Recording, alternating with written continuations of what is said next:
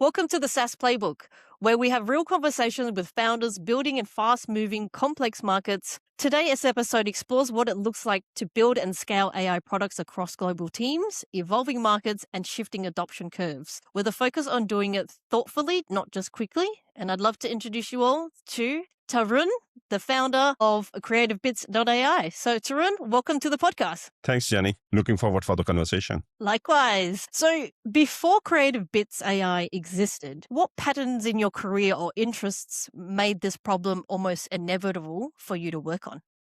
Okay. So talking about my experience, I have worked across, in fact, all the founders in Creative Bits AI have worked across various roles in IT industry. We have about 20 plus years of experience, worked across multiple geographies, as well as sometimes in pre-sales, sometimes in sales and deliveries and so on. One thing we realized throughout our career journey is that business problems are not that hard, but it's the solutions that make it hard, right? Because many a times, customer is all they are asking for is a glass of water. But then for a glass of water, you require a kitchen, you require a room, you require a house, and then you end up selling up the whole house. The whole objective that was just getting a glass of water is lost. And now they have a big mammoth to handle because it's the house that has been sold.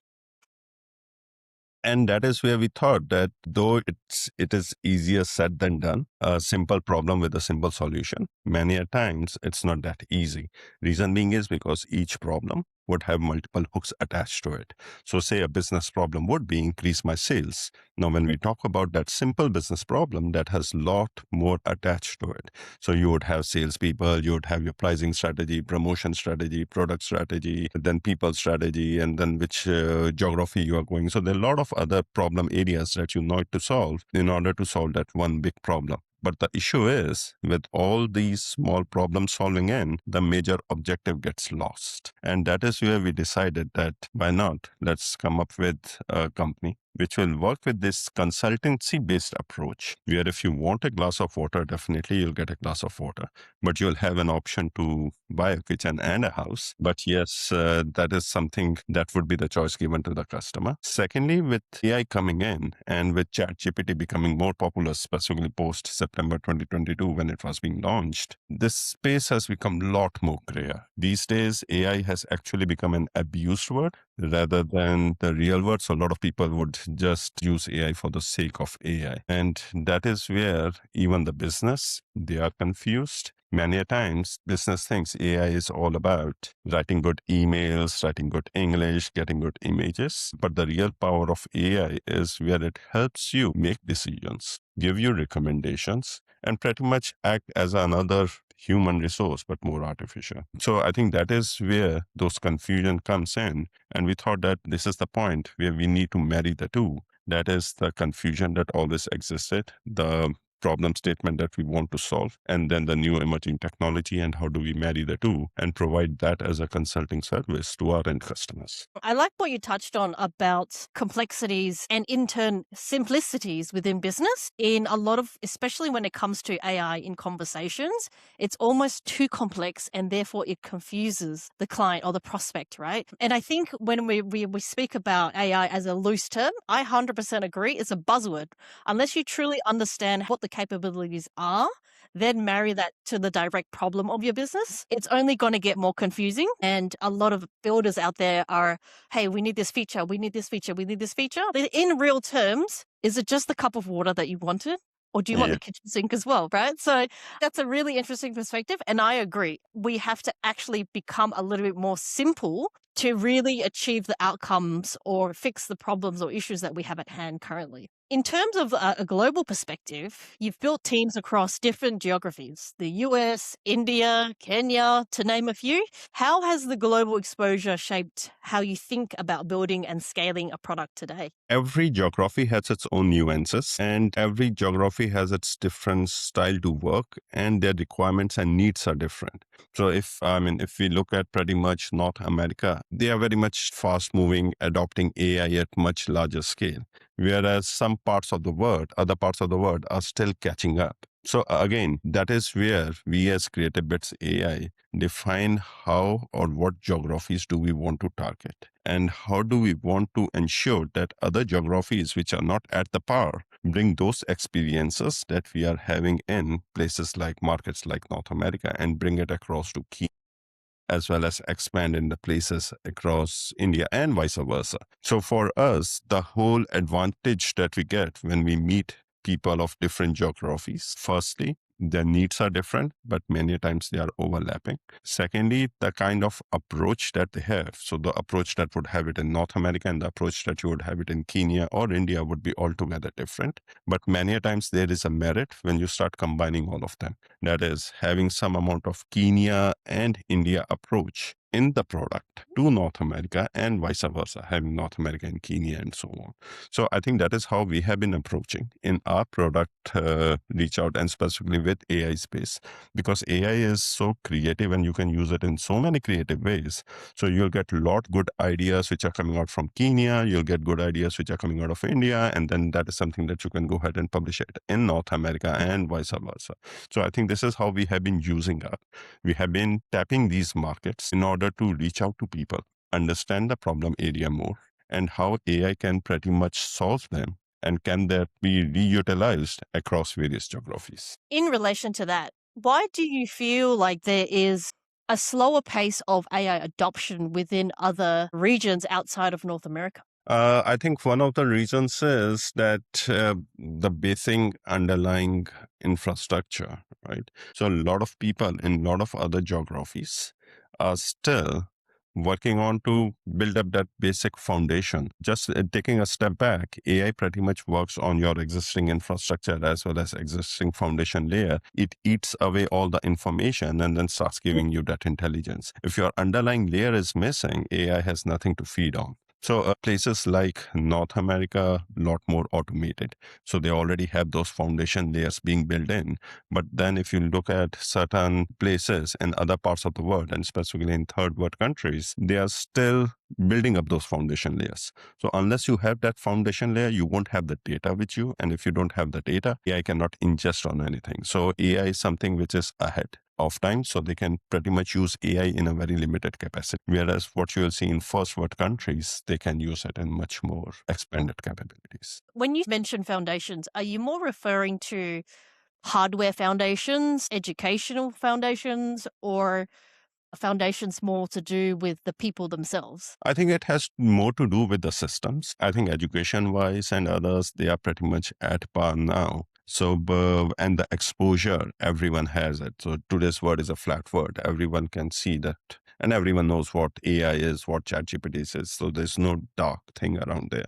I think it's more about the system foundation. At the end of the day, if we are talking about system, so let me give you an example. A business in a third world country might not have those automations, be it related to hardware or be it related to software. When they don't have those foundations, they don't have the data to capture. Most of the times they would be capturing the data, be it on books or be it on paper, and that would be thrown away after a certain period of time after that record keeping. But whereas if you look at matured countries or first world countries, a lot of these things are already built in and the system already exists for it. So you already have those system foundations being laid in. Whereas if you look at third world countries, those are still getting built up. So that is the reason why they do get stuck initially to have those basic foundations being laid out so that they can capture the data.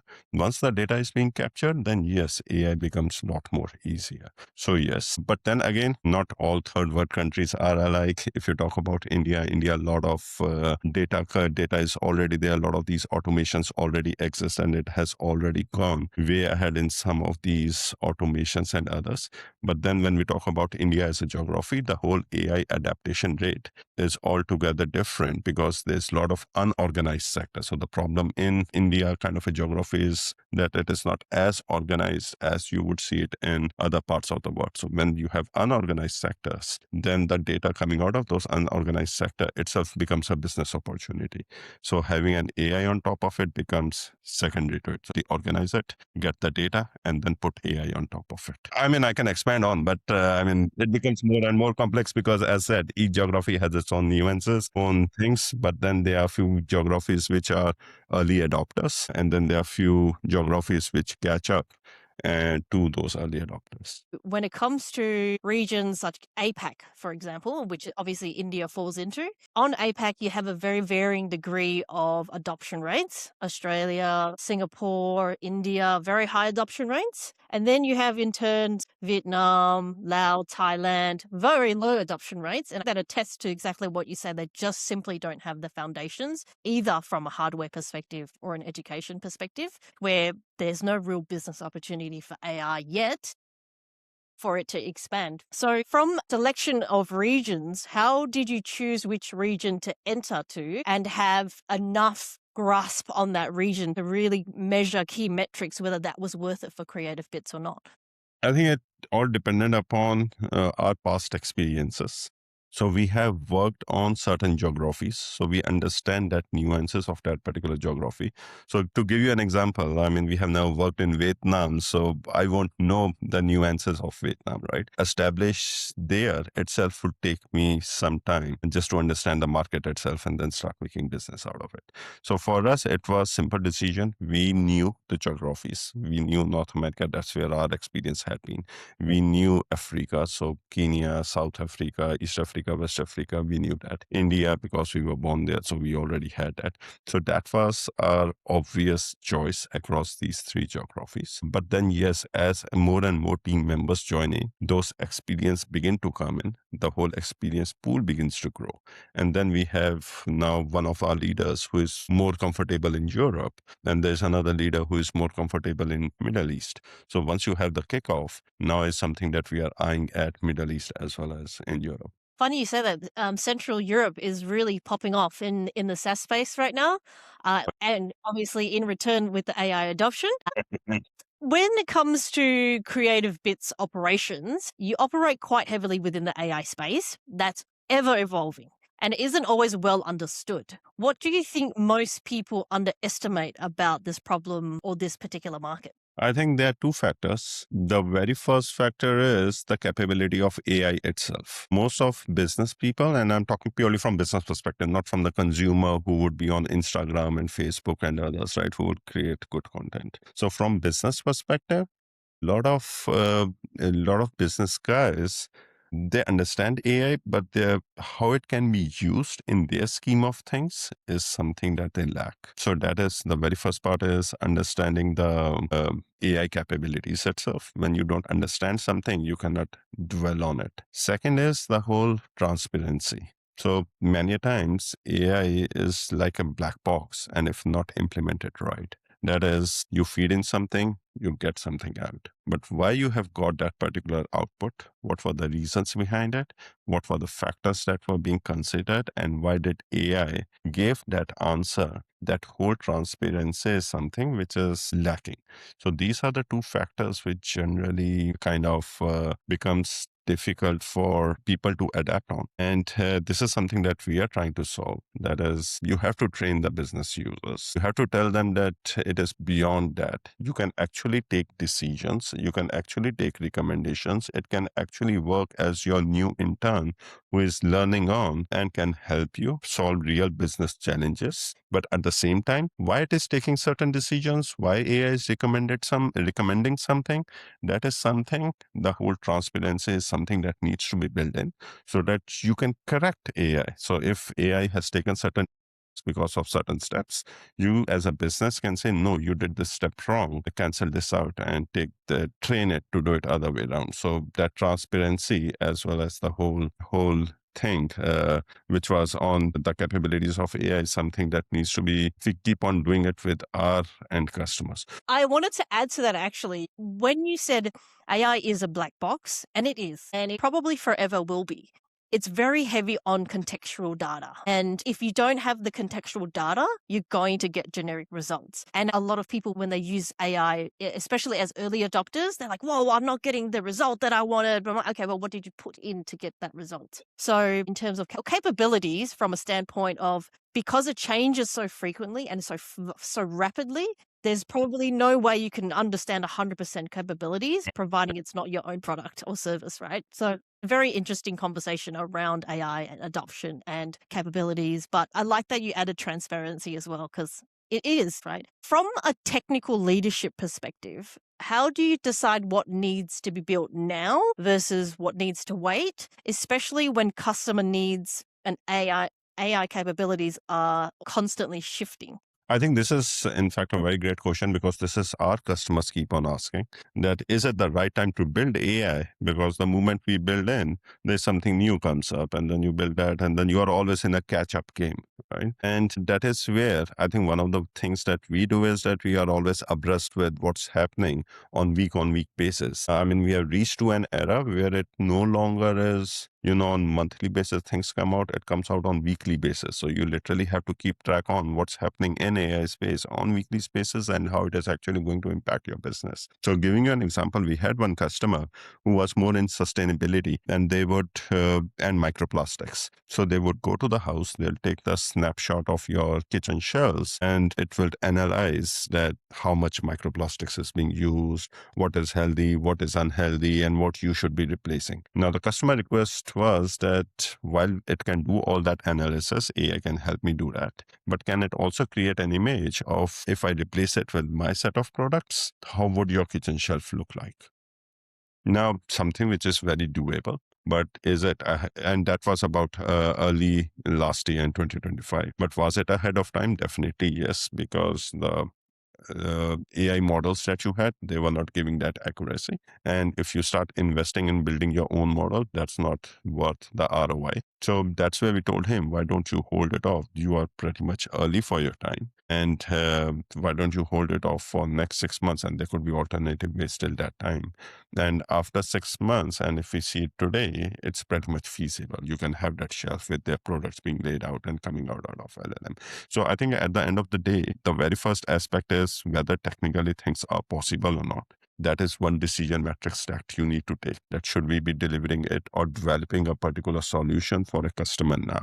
Second is more around the business. So many a times, like I talked about, many businesses don't have that foundation. Now, just because they heard that buzzword, AI is coming around, AI is coming around, I want AI in my company, but you don't have basic data, right? So if you don't have data, what you are going to do with AI, right? And like you rightly said, then it's going to just give you the generic content, which will be anyways no use to you.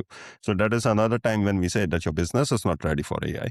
First, get the basics blocks right so that at least AI have enough contextual data to give you the right amount of responses. Otherwise, I mean, it doesn't make sense. You are a pharma company and it will give you a manufacturing detail, so it doesn't make sense. Yeah. It's almost like businesses are at the foundation level and you're asking effectively for AI to build the entire house, right? So if you don't have the foundation, AI can't build the house. It will build the house without any foundation, right? It'll give you the roof, no walls, no It will give you, structural, yeah, just the integrity roof and you can whatsoever. stay inside the roof. Yeah, totally right. Okay, no, that's funny. Looking ahead, what do you see is the hardest part of scaling creative bits responsibly? So not just moving fast, but moving well and intentfully. Hard question, easy answer, but very difficult to implement. The reason why creative bits have been successful with their customers is because of this whole consulting mindset that founder had and everyone understanding the problem and giving them a glass of water. But the moment you begin to scale up, that culture is something that needs to be imbibed in employees because at the end of the day, it's the employees which go out to various customers and you don't want them selling out houses. You just want them selling out glass of water. So I think that is something that we keep on reinforcing even to our employees all the time, that it's not a revenue, but it is the problem and the solution that you're proposing more important. Even if it is lesser value, it doesn't really matter. What is that, does it solve the problem of the customer or not? That is what the prime focus should be, and not for selling up the stuff. Because when you start selling things, then you lose the objective of the customer. And for us, it is never a sustainable relationship because customer can always figure it out. Yeah, you guys sold me the whole house, but it never solved my problem.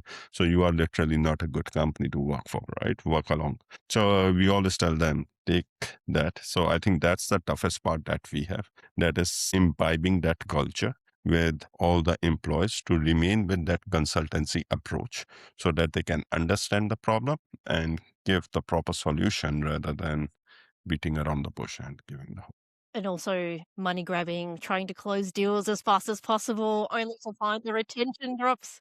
That is where all these things come into play, right? And that is where you start selling up much more bigger things than what customer needs. Because, yeah, you need to close your quarterly numbers as well as yearly numbers and then get as much as you want. And then, so that doesn't work out with our culture. And that's what we say, that if they have trusted in you, then at least give them what they want and don't just make it a money making thing. In terms of longevity and forward thinking. And I think you would agree, anytime that you're thinking of, I just generate as much revenue and profit as much as possible, your retention starts to drop. But also, as a company and moving forward, your values start to drop. And then people see that. They see the BS and they'll Yeah. drop you. Agreed. And that's the whole reason, because most of the employees that would come in, they would only think short term, because then they can switch over the jobs and move over to other companies, right? So they would see that, yes, how much deals I can bring it in, because that would be a star in my career, right? But then they, like you rightly said, we value longevity more, sustainability more, rather than quick money making kind of a thing, which will anyways get cut off in a short period of time. You've been around for 20 years for a reason, right? And you were around before AI was even a buzzword. So that obviously draws on your experience and the way that you maneuver and manipulate the direction of the business. So highly respect that, Tarun. Well, thanks a lot, Jenny. From what you're seeing across markets, where do you think AI adoption is genuinely happening today? And where do you think it's more hype than reality? I think I'll come to the easier part first, which is more hype than reality. We have seen that there is a bubble that is coming up in AI. And that bubble is not because AI is not delivering the value. AI is delivering the value. But then there are a lot of setups that have been put up, which are nothing but, ChatGPT reformatted and reshaped in a better way, right? Customer will see the value, that why do I need to go for these kind of softwares when I already have ChatGPT and they can do that job for me? So many a times are nothing but just the wrappers around ChatGPTs or Geminis or Claude, right? And there are a lot of such kind of companies coming up which pick it up, add their few prompting techniques in AI and showcase the output to end customer, and where end customer is literally not finding that value.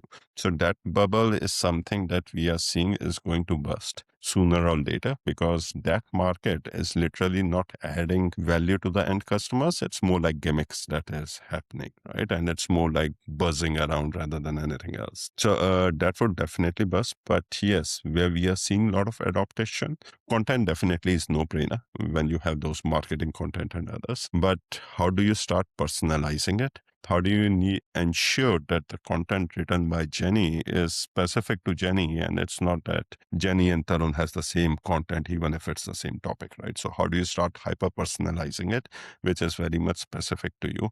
That is one place where we are seeing that a lot of things are coming up. A lot of things are coming up in speeding up the process. So we were working with one of the healthcares, and right now, if you look, healthcare is still about 30, 40 years behind. So let me give you the context. There are about 2.5 million papers on health research that are being published every year. So say if you have a brain surgery or if you have something on heart related thing, right? So there are about so many papers getting published each year. And from these papers, the procedures come out, that if you have certain threshold, if you have certain problems, these are the procedures that you need to follow and so on. Now, in order for that to come into practice, it takes about 15, 20 years. And that by that time, no more papers have come up, right? So it's always a catch up game. So that's the reason why we are still medically behind, even though a lot of research that has been done. So what we were working with one of the customers is that how do you speed up this whole particular practice? That is having those papers, about 80 and hundreds of those research papers, following it up with a Pico framework, bringing up creating a knowledge tree kind of a thing, interconnecting all those papers and coming up with those trials and then getting it verified by practitioners. So something which would take them about 20 years would now get reduced to a few years. So that is one of the places which are coming, a few of the places which are coming up where AI is actually being used in much more productive way on how they can actually go ahead and improve the complex system and can reduce the overall duration to a few years. And time. So a lot of real use cases beyond content, beyond images, is that lot of research, lot of assimilation of knowledge that is required. How do you collate them together and come up with a meaningful thing, which takes years for humans to do as of now.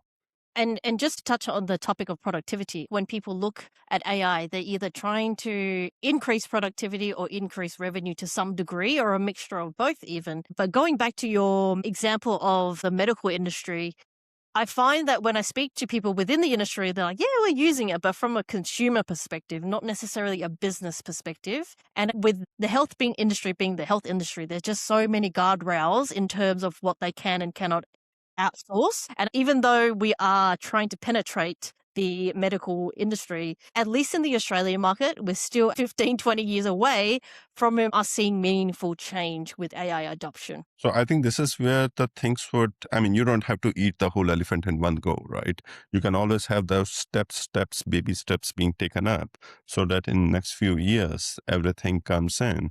In fact, talking about productivity itself, even in our field, which is more in IT and providing IT solutions, something that used to take us about 12 to 14 months now happens in a couple of months because major of heavy lifting is something which is done by AI. But the flip side is the investment have dried up accordingly because something it used to be about 300K. Now that work can be done pretty much in K, right? So the whole investment cycle has also reduced down. But does it works for the betterment of everyone? Definitely yes. Because now we can go beyond those basic simple problems because that is something that can be heavy lifted by AI and start going into much more complex problems to solve because basic is something that we don't need to now indulge in. And I just wanted to bring back the conversation around paperwork as well. I had a conversation with my niece yesterday, who's a registered nurse, and she said, "Oh, I keep losing my pieces of paper everywhere before handoff." I'm like, surely someone has had this conversation and has this problem, because obviously, if you don't hand over the right notes to the opposing nurse, it makes things really difficult because you're caring for people, right?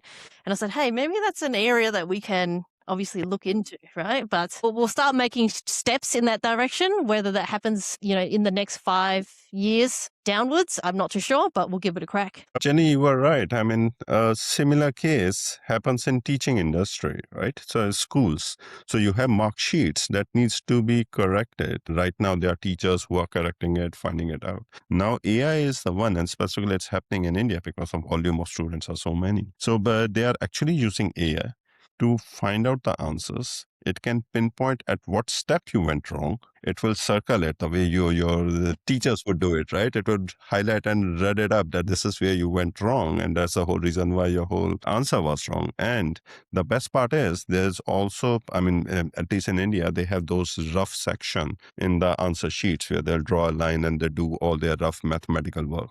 It even captures that and identifies that for that particular answer, were you doing the correct ref work or not? And then it can award you the points accordingly. That's really creative.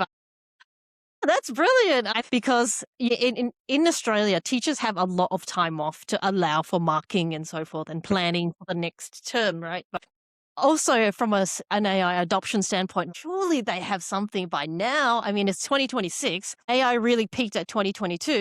3, 4 years, surely there's someone that have already tried to solve this problem.